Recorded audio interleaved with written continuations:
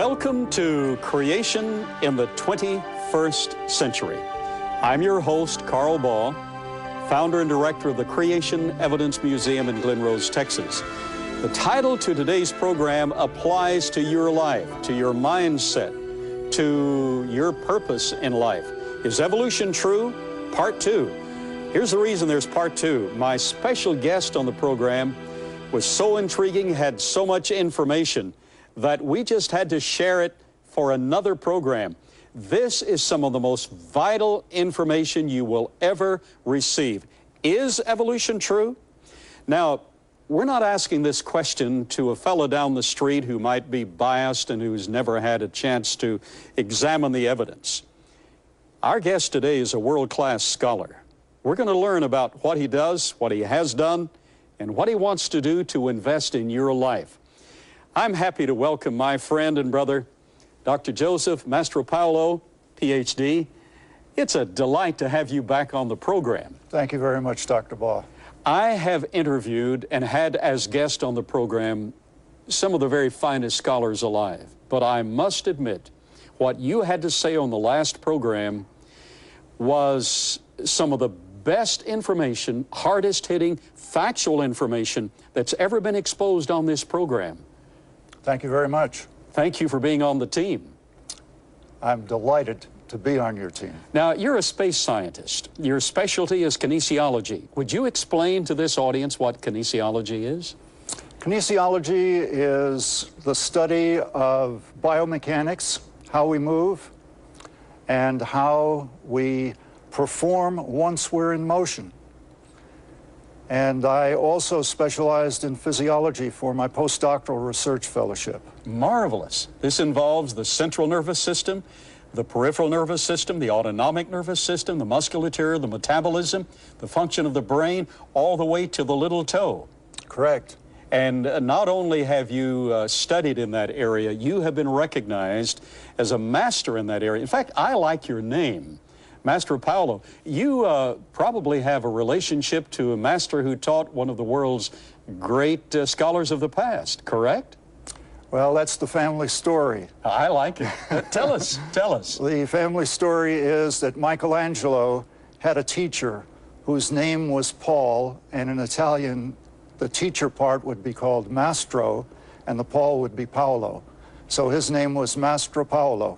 We don't know that we're related, but we consider it an honor that there was someone like that teaching Michelangelo. Yes, well, the student did quite well, didn't he? Yes, he did.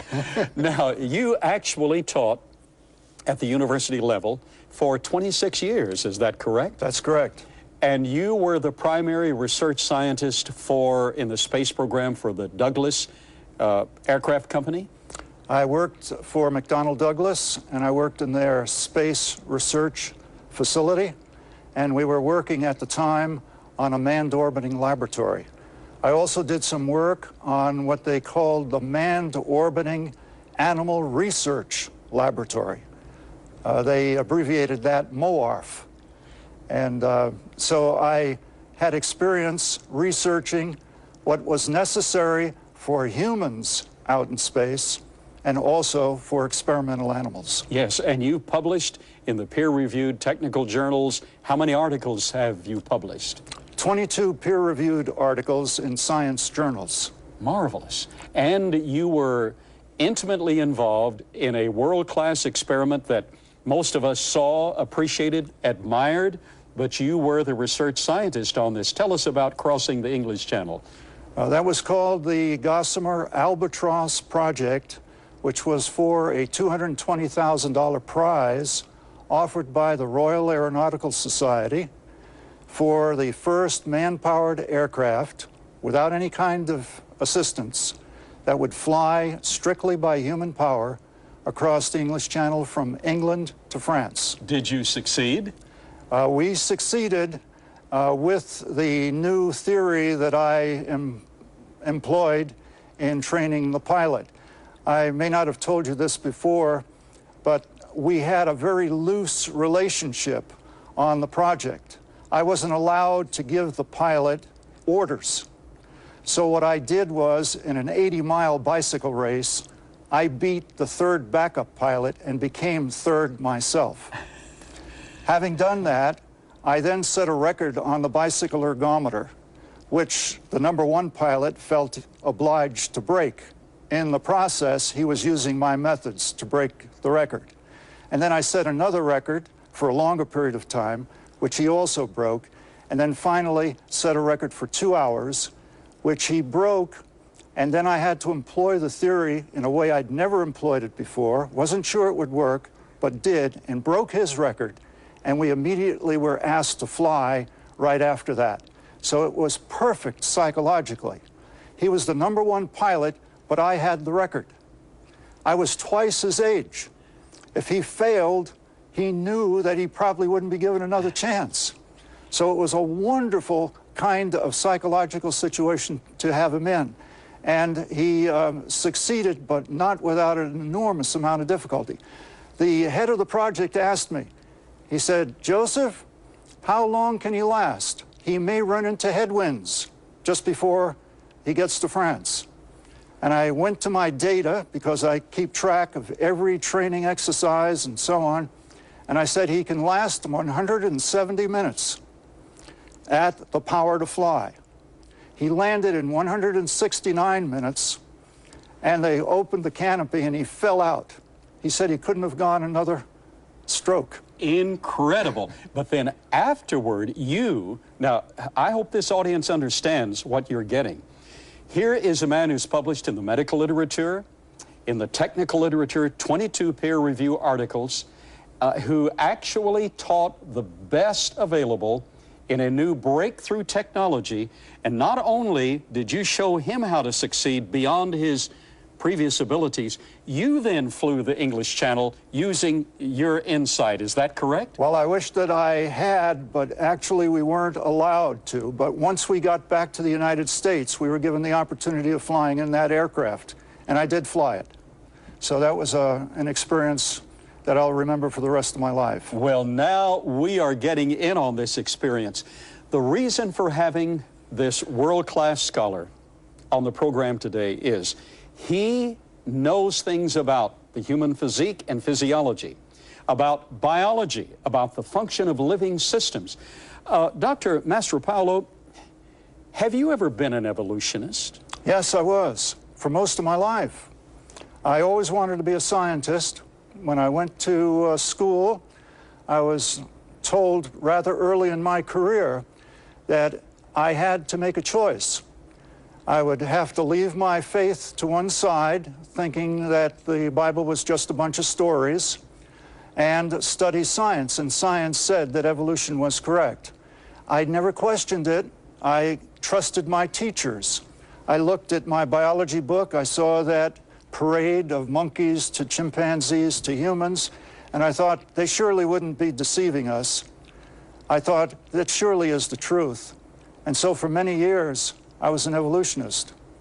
And I'm afraid that that was the biggest betrayal of my life when I finally looked into it and found that it was a sham that goes back 2,500 years to the ancient Greeks, Anaximander, who actually was propagating a vitalist, superstitious, substitute religion. And it is a religion. It is. At the end of this program, we're going to talk about a challenge that you've given to the world's leading evolutionary scholars. Are you saying to this global audience that you are a creationist and a Bible believer from the scientific viewpoint in technical research? That is the way I came to the Bible. I came to it from science. I actually had a faith, but it was destroyed by evolution. Yes. And I adhered and I persevered in science, and science eventually led me to examining what my fundamental belief was, evolution. And what I found was it was a complete sham. It was the biggest betrayal of my life. We don't want you to be betrayed.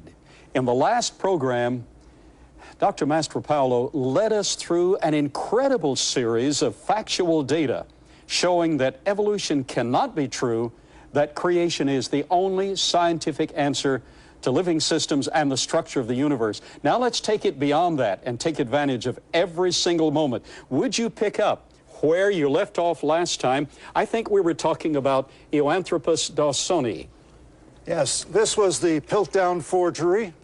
It was a fragment of a human skull and an orangutan jawbone, both dyed the same color, made to look like they came from the same organism, and in fact, they hadn't. The teeth were filed down, the articulations had been broken, so it couldn't be tested to see if it came from the same individual, and that was kept in the British Museum of Natural History for 40 years, and people with this scientific name, and people were saying, this is an ape man, and that is the reason that we should believe in evolution. And it turned out to be a total fraud and forgery. Yes, and I want to explain why I call it anti-biology. It's because it is a fraud. It was known to be a fraud when it was put in the museum, and it was given a scientific name with the purpose of deception. It was purposely designed to deceive people, people like myself who were in school at the time. And succeeded for a period of time. Yes, it did. And when you do something like that, what you're doing is you are militating against science because you are driving science back into the age of superstition instead of permitting science to progress. And when you go in the opposite direction with falsehoods, deceptions, these kinds of forgeries, what you're actually doing is you're working against biology, and that's why I call it anti-biology. And with justification. Then we talked about Hesperopithecus harold-cookii. Let's say a word about him and then get to new information. This was based on a single tooth, and the tooth wasn't human, wasn't chimpanzee, it was a pig's tooth. Yes. And yet this was used in the Scopes trial.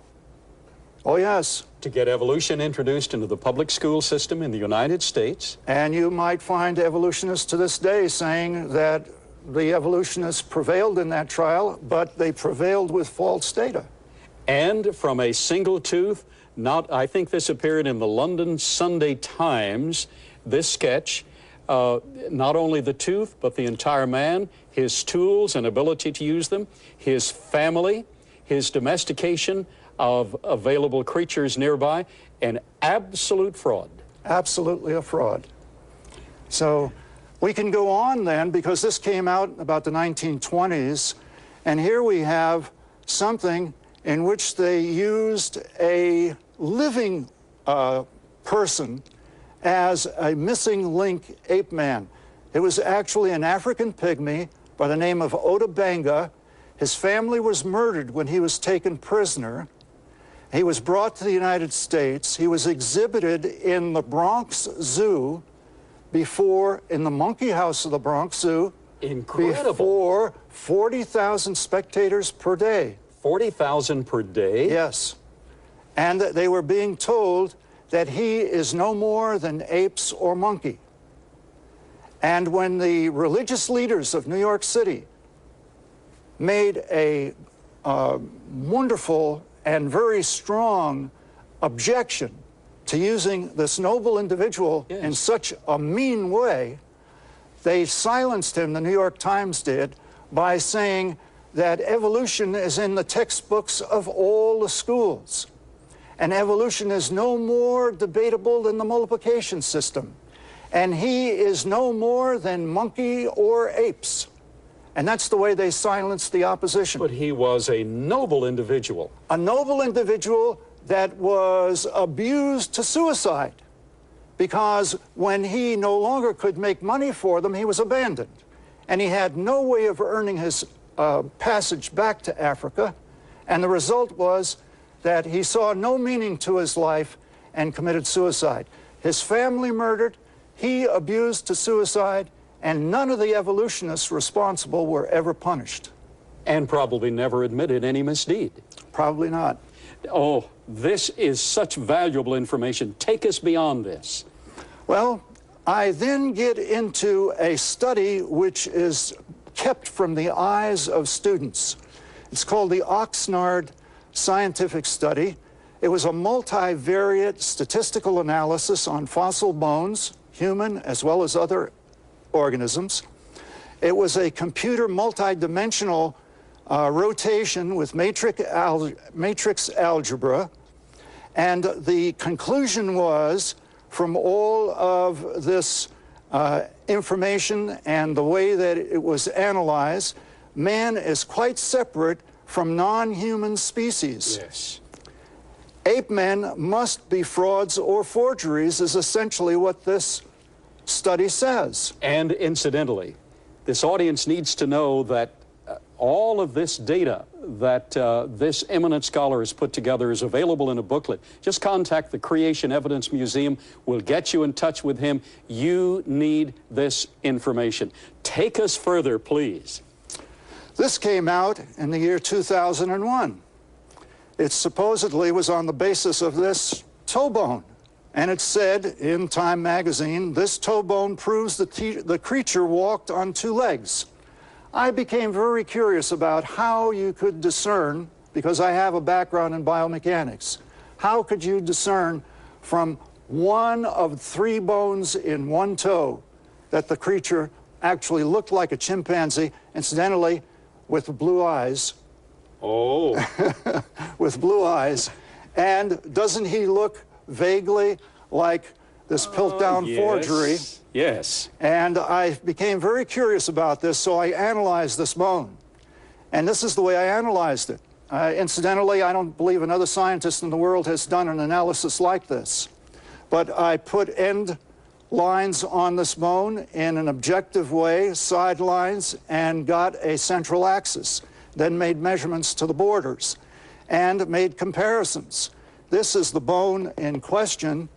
And I made a comparison, statistical comparison, between the correlation of the measurements of this bone with this one and this one. And what I found was the toe bone was similar to human bone, so it was probably a human bone. It was dissimilar to monkey bone. It was most dissimilar to chimpanzees. Now that's strange, isn't it? Strange. They're supposed to be closely related. We're supposed to be closer to chimpanzees than to monkeys, but this is saying the opposite. Monkey and chimpanzee bones are dissimilar to human bone. Ape men must be frauds or forgeries because we have no relationship. That's correct. To either one of those. And this confirms the Oxnard study, which is the only other objective, valid, reliable, calibrated study that we have in literature. To those in this audience, I want you to realize that we're talking to a world-class scholar who has the ability to analyze and to come up with conclusions that are definitive. I know you appreciate his being on the program today.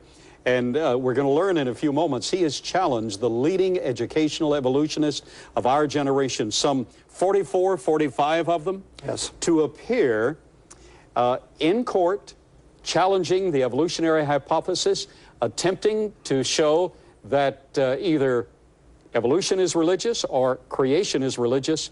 Not a single one of them has consented to appear for an objective consideration of the question, is evolution religion or is it science? Well, we're learning evolution is a religious thesis, totally baseless from the standpoint of truth. Take us further, please.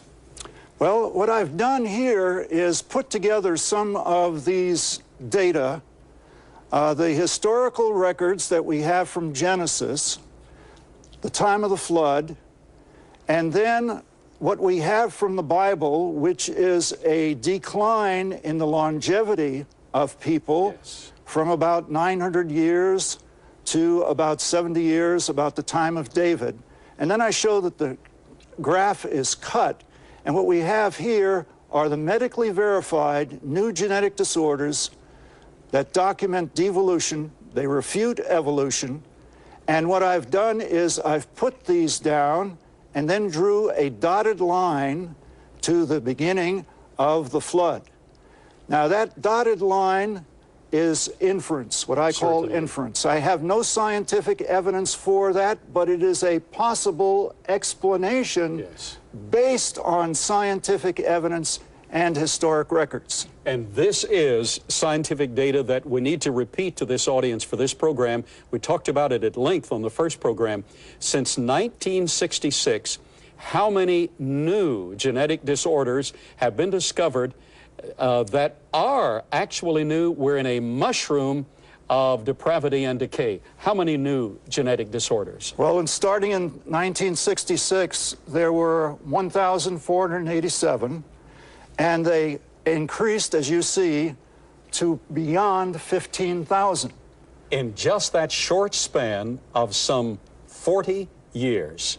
Correct. We are in entropy. We're running down. Now, we have only moments left. Give us some more information. Well, the evolutionists have in their books, their biology books, this apparatus which was designed by Stanley Miller. And what he did was he put in methane, which I've put the equation for there, ammonia, water, and hydrogen into this apparatus. And what he got out was glycine and alanine, 2 amino acids. But if you look at the equations, you can see that the constituent chemicals for these were actually put in the apparatus. Certainly. So there is no miracle about why he got it like that. And of course, you can't find this apparatus out in the wild anywhere. So I try to show in a humorous way exactly what he did. And I show it here where I say from chemicals to car and bread. If you put iron ore, charcoal, sand, rubber, and tree sap in this volcano, according to his logic, you could tell the students out will pop a Rolls-Royce automobile. Oh, yes, would be nice. Just wait at the bottom of the hill. It'll be natural. The iron ore and the charcoal will make steel, the sand will melt and make glass, the rubber will vulcanize and give you the rubber tires. Or if you want to use this concept with a shorter period of time, this took a week.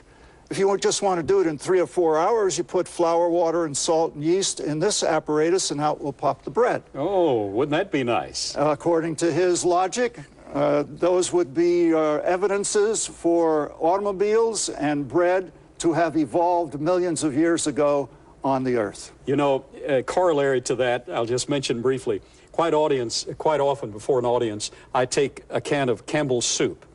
It already has all the amino acids. It has them in structural form. And I say, just wait long enough, we'll have a living system come from this can of Campbell's soup because all the ingredients are in place. And some of the evolutionists really get irate at that illustration. But if their thesis is true, sooner or later, that should produce a living system. But it never has, never can, even with everything in place. Correct. And you know why they become irate, Dr. Baugh? You are criticizing their religion. Their religion, that is correct. It's not science, it's religion. Give us a couple more of these beautiful points of information, please. Well, this is an evolutionist's missing link cell. It was called, given a scientific name, Protomoeba primitiva. And what it actually was shown in this textbook was reproducing. And yet, upon investigation, what was found was this was not a living cell. It was a sulfate of lime, which is completely inert, doesn't live, couldn't reproduce. It was a complete fraud. So that's why I've called it Anti-Biology Exhibit number 7. Wow.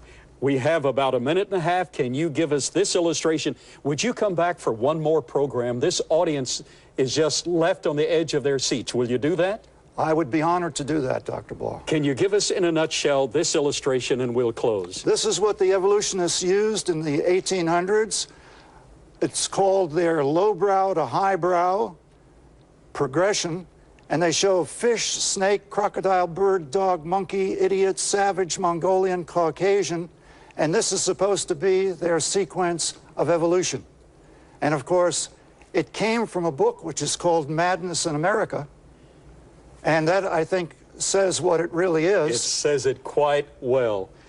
For this audience, you have been privileged today to listen to a maestro, to a master in science, a man who has all the credentials, who not only has the credentials, he has to his credit world-class research and ability to analyze systems, particularly living systems. He was taught evolution, he espoused it. He abandoned evolution not on religious grounds, but on scientific grounds, because he found evolutionary theory to be religious in nature. He wanted to stay with science, and he found that the science led him to the truth of scientific creation, to the truth of biblical creation. He knows the Creator firsthand. Wouldn't you like to know the Creator? It's not just enough to be convinced of these facts. It's not just enough to be exposed to truth. You need to embrace truth. Truth is really a person. His name is Jesus Christ. Wouldn't you at this moment embrace Jesus Christ? Would you just bow your head and pray this simple prayer? Just pray it with me from your heart. Dear God, I need you. Thank you for making me.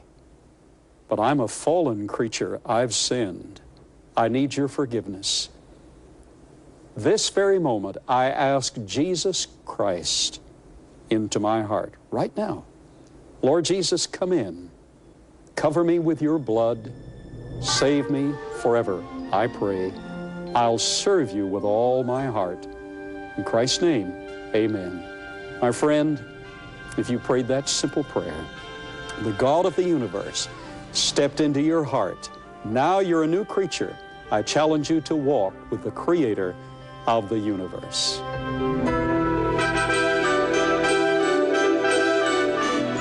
Information like you've received today is available at the Creation Evidence Museum in printed form, in videos. We even have a coloring book for the kids. Just call or write us at Creation Evidence Museum, P.O. Box 309, Glen Rose, Texas 76043, area code 254-897-3200, or check us out on the web, creationevidence.org.